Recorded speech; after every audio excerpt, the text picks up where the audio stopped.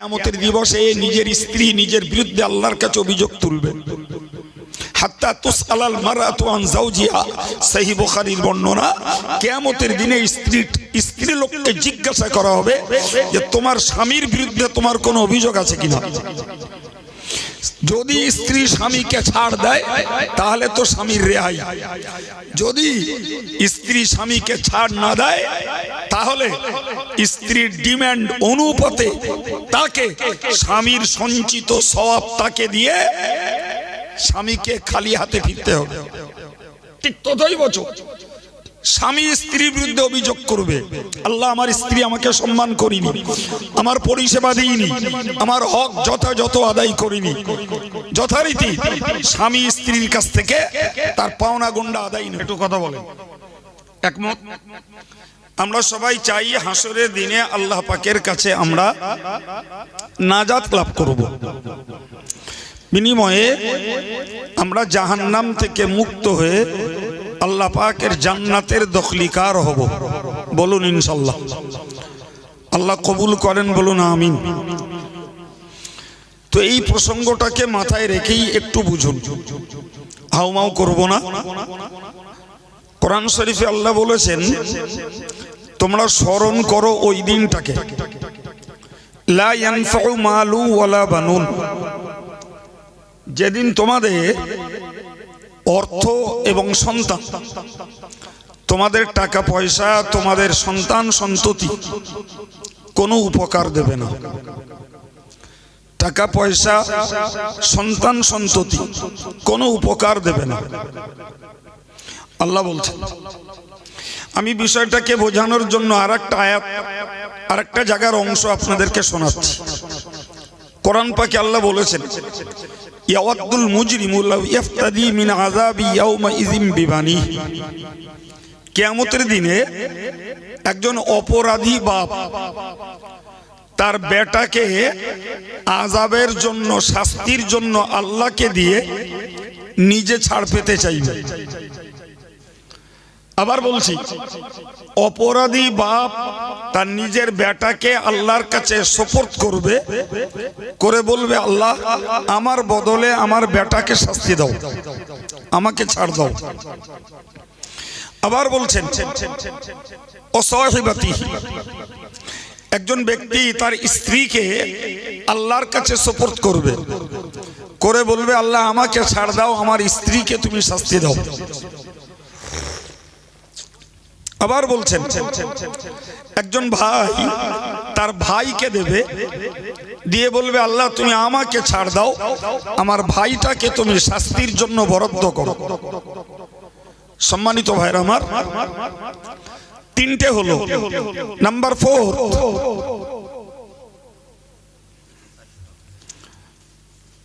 একজন ভাই 400 টাকা দিয়েছেন, আল্লাহ কবুল করুন, বলুন আমিন।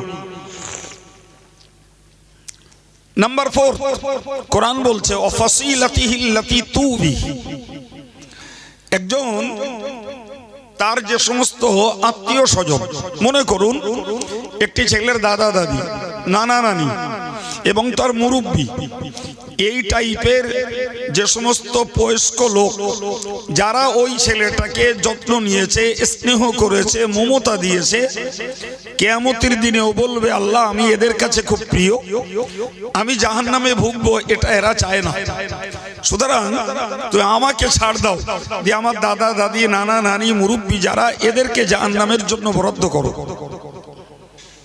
লেটেস্ট 5 নম্বরে বলবে ওমান ফিল আরদি জামিয়া, আল্লাহ সারা পৃথিবী জুড়ে আমার পরিচিত বন্ধু বান্ধব, ব্যবসা সূত্রের বন্ধু, রাজনৈতিক সূত্রের বন্ধু, যারাই হোক না কেন আল্লাহ আমি ওদের সকলকে দিচ্ছি আযাবের জন্য, তুমি আমাকে ছাড় দাও। কটা হলো বাবা? গোনেননি তাই তো? তার মানে অশোনার ধৈর্য নেই। আমিও শেষ করার জন্য রেডি, টেনশন নেই কোনো। কি কি বলেছি একবার গুনে দিচ্ছি, মাথায় নেন, রাত জেগে বেকার অযথা সময় নষ্ট করবেন না, দুটো সওয়াবও নেন, দুটো জ্ঞানও নেন।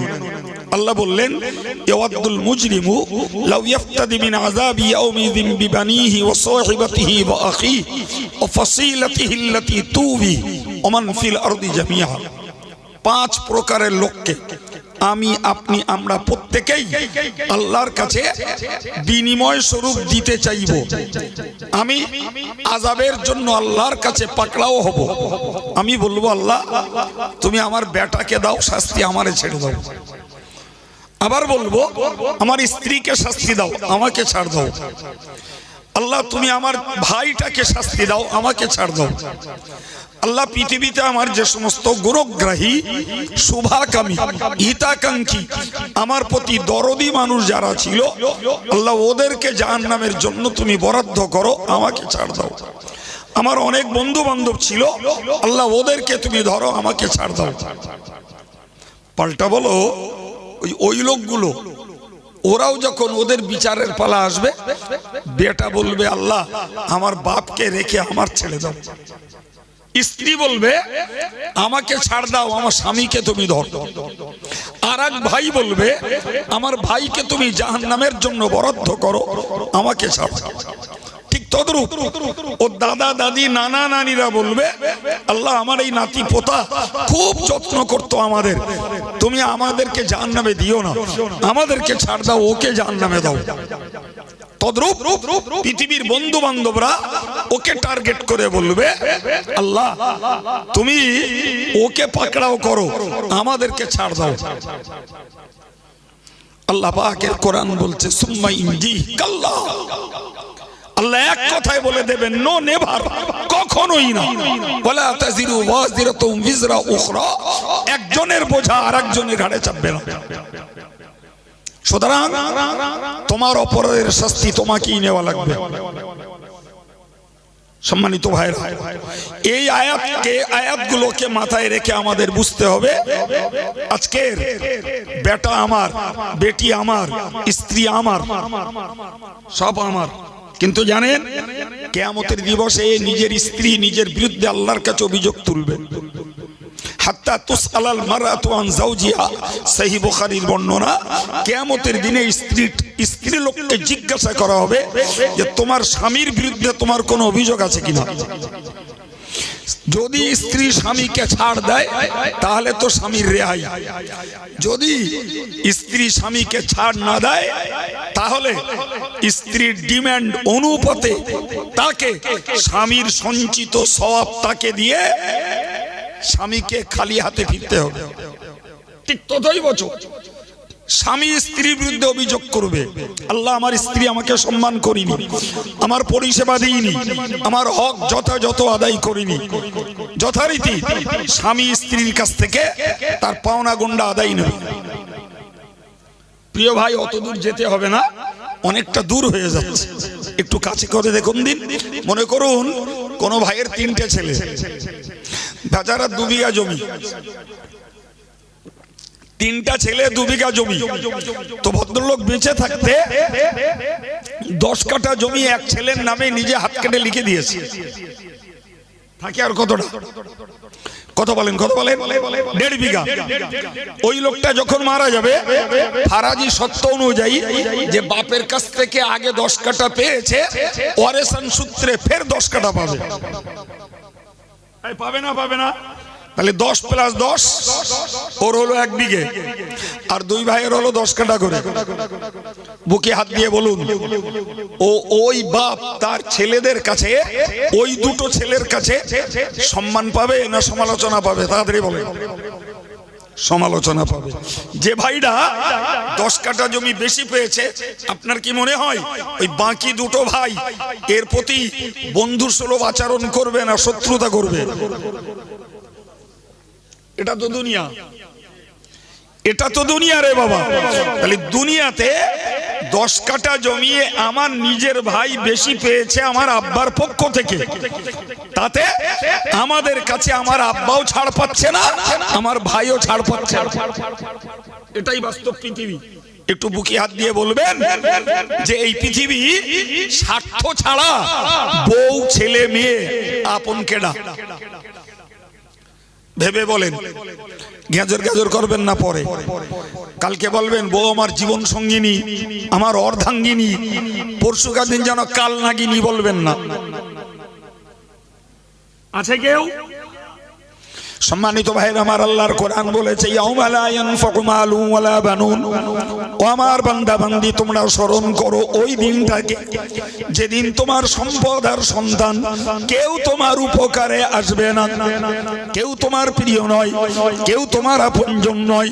তুমি যেটাই কামাই করেছো, কুল্লু নাফসিম বিমা কাসাবাত রহিনা, তুমি যেটা কামাই করেছো ওইটাই তোমার, তুমি নিজের কাজের জন্য নিজে দায়বদ্ধ, তোমারটাই তোমার। কি করছো তুমি ভাবো। ইয়াকুলুল আব্দু মালি মালি, প্রিয় নবী বলেছেন একজন মানুষ বলে আমার মাল আমার মাল আমার মাল, ও বুলিটা আমারও যা, পীর সাহেবেরও তাই, পীরজাদারও তাই, আমির সাহেবেরও তাই, ইমাম সাহেবেরও তাই। মহান আল্লাহ পাকের নবী বললেন তুমি তোমার তোমার তোমার করে চিৎকার করছো, কিন্তু আমি রাসূল বলছি ওয়াইন্না মালাহু মিন মালিহি সালাসুন, তোমার যত মাল তুমি দুনিয়াতে সঞ্চয় করেছো তিনটি ব্যতীত চতুর্থ মাল তোমার কিছুই নাই। তিনটা তোমার, মাত্র তিনটি। ধনী গরিব, মেয়ে মরদ, যুবক যুবতী, এই আজকের সবার শেষ সময় আব্দুল কাইয়ুমের কথাগুলো একটু মাথায় ঢোকান। তিনটি মাত্র। নাম্বার ওয়ান, মা আকালা আপনার, যেটা খেয়ে তুমি হজম করেছো ওইটা তোমার। ওমা লাবিসা ফাবলা, যেটা তুমি পরে পরে ছিঁড়ে ফেলেছো ওইটা তোমার। ওমা আতা ফাকতানা, যেটা দান করে দানটাকে হেফাজত করতে পেরেছো ওইটা তোমার। আর কিচ্ছু না, আর কিচ্ছু না। খেয়ে হজম করেছো ওইটা তোমার, পরে ছিঁড়ে ফেলেছো ওইটা তোমার, দান করে খোটা দাওনি, আল্লাহর সন্তুষ্টির জন্য দান করেছো ওইটা তোমার। খোটা দিলে ওটাও তোমার না। আল্লাহ বলেছেন লা তুবতিলু সাদাকাতিকুম বিল মান্নি ওয়াল আযা। আল্লাহ পৃথিবীর দাতাদেরকে বললেন খবরদার তুমি দান করে খোটা দিয়ে তোমার দানটাকে বাতিল করে দিও না। দান যে নিয়েছে তার কাছ থেকে কোনো উপকার পাওয়ার ধান্দায় দান করো না, তোমার দানটাই ক্ষতিগ্রস্ত হবে, দানের কোনো সওয়াব পাবে না। এর নাম হলো দানকে রক্ষা করা। প্রিয় ভাই আমার, আমি আপনাকে এই পর্যন্তই মাথায় দিতে পেরেছি। কিয়ামতের দিনে আমার টাকা পয়সা উপকারে আসবে না। যোগ্য যোগ্য বেটা বেটি, এমএ বিটি, আইএস আইপিএস এই জাতীয় ছেলে মেয়েরাও তোমার কোনো উপকার আসবে না। তুমি মনে রাখো, তুমি তোমার তোমার তোমার করে যত কিছুকে চিৎকার করছো, তোমার জন্য রয়েছে হজম করা খাবার, ছিঁড়ে ফেলা কাপড়, আর দান করে খোটা দাওনি, এরকম দানটা তোমার, তোমার আর কিচ্ছু আর কিচ্ছু নাই।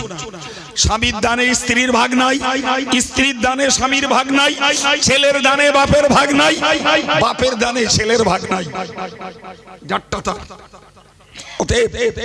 তুমি ধর্মের নামে দুনিয়াতে যা কিছু করছো মনে রাখো, ওর জন্য তোমাকে একটা বিষয়কে খুব ফলো রাখতে হবে, সেটি হলো ইল্লা মান আতাল্লাহ বিকলবিন সালিম।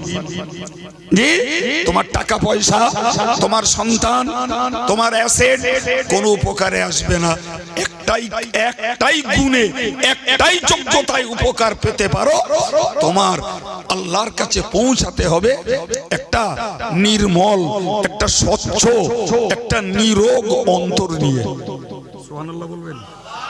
কি নিয়ে যেতে হবে জোরে বলেন, কি বলেছি বলেন?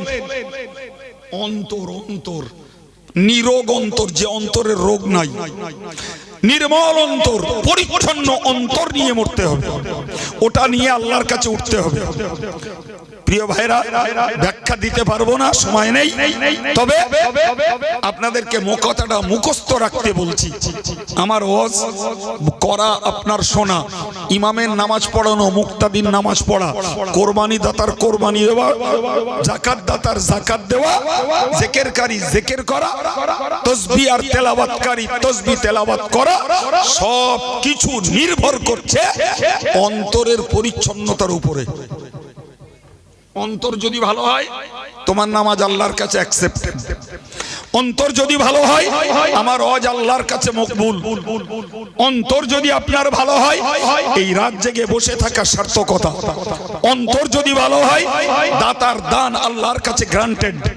অন্তর যদি ভালো হয় কোরবানি দাতার কোরবানি আল্লাহর কাছে মকবুল। অন্তর যদি ভালো হয় যাকাত দাতার যাকাত আল্লাহর কাছে নাজাতের উপযুক্ত। যদি অন্তর ভালো হয় হজ করে হাজী সাহেব হওয়া নাজাতের ওসিলা হবে। কিন্তু অন্তর যদি সোজা না হয় তুমি ধর্মের নামে নামাজ পড়ে কপাল ঠোকো, যত বড় পীর আর পীরজাদা আর মৌলানার মুফতি হও, আর যত বড় তুমি তাসবিহ পড়নেওয়ালা হও, বিচার হবে কিয়ামতের দিনে আগে অন্তরে। কিসের? অন্তর সোজা করার দরকার। কোরআন খুলুন, আফালা ইয়ালামু ইযা বুসিরা মা ফিল কুবুর ওয়া হুসিলা মা ফিস সুদুর। আফালা ইয়ালামু ইযা বুসিরা মা ফিল কুবুর। কবরে যা থাকবে এদেরকে যখন তোলা হবে, জি আফালা ইয়ালামু, সে কি জানে না যে তাকে কবর থেকে তোলা হবে? তথা মানুষ কি জানে না তাকে কবর থেকে তোলা হবে? ও হুসিলা মা ফিস সুদূর, তোমার ওই বুকের মধ্যে যা আছে সবগুলো প্রকাশ করা হবে। কিছু বুঝতে পারছেন কি? তোমার বুকের ভিতরে যা আছে সবগুলো প্রকাশ করা হবে। ইন্না রাব্বাহুম বিহিম ইয়াউমা ইযিল লাখাবীর। আল্লাহ বললেন, এ বান্দা, তোর রব সব কিছুকেই সূক্ষ্ম থেকে সূক্ষ্মটা খবর রাখেন। সেদিন তোমার বুকটাকে ফেড়ে প্রকাশ করিয়ে দেবেন তোমার ভিতরটাই কি ছিল। ভিতরটাই কি ছিল? তোমার হুজুরগিরি, পীরগিরি, তোমার ইমামতি, তোমার অজনসিয়ত কি ছিল? হেদায়েতের উদ্দেশ্যে, নামের উদ্দেশ্যে, তোমার পয়সা রোজগারের উদ্দেশ্যে, নাকি দুনিয়ার সম্মান কেনার ধান্দা? ও কি ছিল তোমার মধ্যে? সব কিছুই তোমার বুকের মধ্যে আছে, ওইটাকে আল্লাহ প্রকাশ করে দেবে। তুমি নামাজ পড়েছো আল্লাহর ভয়ে, জাহান্নামের ভয়ে, জান্নাতের জন্য দান করেছো নামের জন্য না যশের জন্য? হজ করেছো তুমি লোকে হাজী বলবে তাই, নাকি তুমি যাকাত দিয়েছো লোকে তোমাকে দানবীর বলবে তাই? কোন কারণে কোন নেকির কাজটা করেছো সব তোমার বুকের ভিতরে লুকিয়ে আছে। এই বুকের ভিতরেই রয়েছে কলব। কি আছে? জোরে বলেন, কি আছে? এইখানটায়, এটা বুকের ভিতরে। আল্লাহ বলেছেন, ওয়ালাকিন তা'মাল কুলুব লা তা'মাল আবসার। মানুষ চোখে অন্ধ নয়, চোখে দেখতে পায়। ওয়ালাকিন তা'মাল কুলুবুল লাতী ফিস সুদূর। অন্ধ হলো তার দিল, অন্ধ হলো তার অন্তর, যে অন্তর রয়েছে বুকের মধ্যে। অন্তর কোথায়? বুকের মধ্যে। আল্লাহ বললেন, মানুষ চোখে অন্ধ না, মানুষ অন্ধ হলো দিলে, অন্ধ হলো কলবে। প্রিয় ভাইরা আমার, এই কলবের রোগ হলো অহংকার, এই কলবের রোগ হলো হিংসা, এই কলবের রোগ হলো দুনিয়ার প্রতি অতিরিক্ত লোভ, এই কলবের রোগ হলো অন্যায় কাজের জেদ, এই কলবের রোগ হলো পরের ভালো দেখতে না পারার বদ স্বভাব। কত শুনতে পাচ্ছেন? ভাই সাহেব, পীর সাহেব, সুফি সাহেব, দরবেশ সাহেব, মুরব্বী আর যুবক, হাফেজ সাহেব আর মৌলানা আর আব্দুল কাইয়ুম, আমি কথা বলছি, সবাই আসামি কিয়ামতের ময়দানে। এখন এখান থেকে আমাকে রেজাল্টটা বার করে যেতে হবে। মরার আগে রেজাল্টটা ঠিক করতে হবে আমার কলবে কি আছে। আমি হিংসুটে, আমি অহংকারী, আমি আত্মলোভী, আমি দুনিয়ার অতিরিক্ত লোভী, আমি অন্যায় কাজে জেদি, আমি পরের ভালো দেখতে পারি না। কোন চরিত্রের কলব আমার? জি, সমাজটা দেখে দেখে দেখে দেখে এ পর্যন্ত বয়স হয়েছে। পীর দেখেছি, পীরজাদা দেখেছি, মৌলানা দেখেছি, হাফেজ সাহেব দেখেছি, ইমাম সাহেব দেখেছি, সুফি সাহেব দেখেছি, নিজে নিজেকেও দেখছি আর আম জনতাকেও দেখছি। আমরা নামাজি হয়েছি, দাড়িওয়ালা হয়েছি, বড় হুজুর সেজেছি, বড় পীর সেজেছি, হিংসা ছাড়তে পারিনি, অহংকার ছাড়তে পারিনি, দুনিয়ার অতিরিক্ত লোভ ছাড়তে পারিনি, পরের ভালো দেখতে না পারার স্বভাবটাও ছাড়তে পারিনি, আমরা অন্যায় কাজের জেদটাও ছাড়তে পারি, অথচ নামাজের ফার্স্ট কাতারের লোক। কথা বলছেন না কেন? কিচ্ছু লাভ হবে না, কিচ্ছু লাভ হবে না। দাড়ি রেখে, টুপি পরে, নামাজ পড়ে, রোজা রেখে, হজ করে, হুজুরগিরি করে কিচ্ছু লাভ হবে না যদি দিল সংশোধন না হয়, অন্তর যদি পরিষ্কার না হয়, অন্তর যদি হিংসা মুক্ত না হয়, অন্তর যদি অহংকার মুক্ত না হয়, অন্তর যদি দুনিয়ার অতিরিক্ত টাকার লোভ মুক্ত না হয়, অন্তর যদি জেদ মুক্ত না হয়, অন্তর যদি অন্যের জন্য উদার না হয়। পরের ভালো দেখলে মনে কষ্ট হয়, পরের ছেলে ভালো পাস করলে কষ্ট হয়, একজন ভালো ইনকাম করলে তাতে আর একজনের বুক ফেটে যায়, জি, একজনের ভালো নাম বেড়ে গেলে আর একজনের কলজে জ্বলে, জি, একজন যদি খেটে খুটে দুটোই রোজগার করে তার প্রতিও হিংসা এসে যায়। তুমি এখনো তুমি ধার্মিক হওয়া তো দূরের কথা, প্রকৃত মুসলমানও হতে পারো না। অনেক ঘাটতি, অনেক। সুতরাং আমি এই শেষ বেলায় একদম চাঁচা ছোলা কোরআন হাদিসের ভাষায় আপনাদের কাছে তথা লক্ষণকাঠির আজকের এই শ্রোতা ভাই আর মায়েদের কাছে করজোড়ে নিবেদন করে বলতে চাই, ছোট্ট আয়াত পড়ে এতটা তাফসীর শুনিয়েছি শুধু এইটুকুই বোঝানোর জন্য, ধর্মের নামে যাই করি না কেন বাবু, মনটাকে যদি পরিষ্কার করে মরতে পারি তাহলে ধর্মজীবন আমার জন্য লাভজনক। আর যদি মনে থাকে ময়লা, আবর্জনা, জঞ্জাল ভর্তি, বাইরে আমি সুফি দরবেশ, পীর পীরজাদা, মৌলানা মুফতি আর হাফেজ সাহেব, হাজি সাহেব আর নামাজি মুসল্লি, সব শ্রম পণ্ডশ্রম হবে, সকল শ্রম ব্যর্থ হবে। এই কথাটুকু আমাদেরকে অবশ্যই একটু সর্বক্ষণ মনে রাখতে হবে। আমি কল্পটাকে কি বানিয়েছি, কল্পটাকে কি বানিয়েছি মনে রাখুন। আমি আপনাকে শেষ কথা বলছি, বাড়বো না, আপনাদের ধৈর্যের প্রশংসা করছি। জি ভাই, হযরত নবী ইব্রাহিম আল্লাহর কাছে চেয়েছিলেন, রব্বানা ওয়াবাস ফীহিম রাসূলাম মিনহুম, হে আল্লাহ এই আরব জাতির জন্য আপনি একজন রাসূল পাঠান, যে রাসূলের ডিউটি হবে ইয়াতলু আলাইহিম আয়াতিক, ওই রাসূল এসে আপনার আয়াতগুলোকে পড়ে পড়ে শোনাবে। সুবহানাল্লাহ বলেন। নাম্বার 2, ওয়া ইউআল্লিমুহুমুল কিতাব, ওই রাসূল এসে আপনার কিতাবের জ্ঞান প্রজ্ঞা শিক্ষা দেবে। সুবহানাল্লাহ বলেন। ওয়াল হিকমাতা, আল্লাহ ওই রাসূল এসে তার বাণীগুলোকে এই আরব জাতিকে শিক্ষা দেবে। তাহলে একদিকে কোরআন পড়াবে, আর একদিকে কোরআনের জ্ঞান বিতরণ করবে, আর একদিকে নবী পাকের মুখনিসৃত হাদিসের বাণী তাদেরকে শিক্ষা দেবে। এই তিনের পরে বললেন 4 নম্বরে ওয়ায়ুযাক্কিহিম, আল্লাহ ওই নবী এসে এদের অন্তরাত্মাটাকে পবিত্র করে দেবে। আর একটু জোরে বলুন ভাই, এটাই হলো ধর্মের সার কথা। তুমি কোরআন পড়ো, হাদিস পড়ো, তুমি কোরআন হাদিসকে আমল করো, মূল লক্ষ্য হলো অন্তর আত্মাটাকে পবিত্র করা। ওই জন্যই নবী ইব্রাহিম নবী চাইলেন।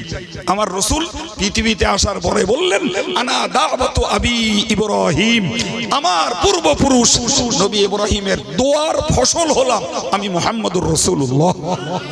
এর মানে হলো কি, যে আমি মুহাম্মদ পৃথিবীতে এসেছি কোরআন পড়াতে, কোরআনের জ্ঞান বিতরণ করতে, হাদিসের জ্ঞানকে মানুষকে শিক্ষা দিতে, এবং পরিশেষে যেটি মৌলিক কাজ, মানুষের অন্তরটাকে পবিত্র করে দিতে।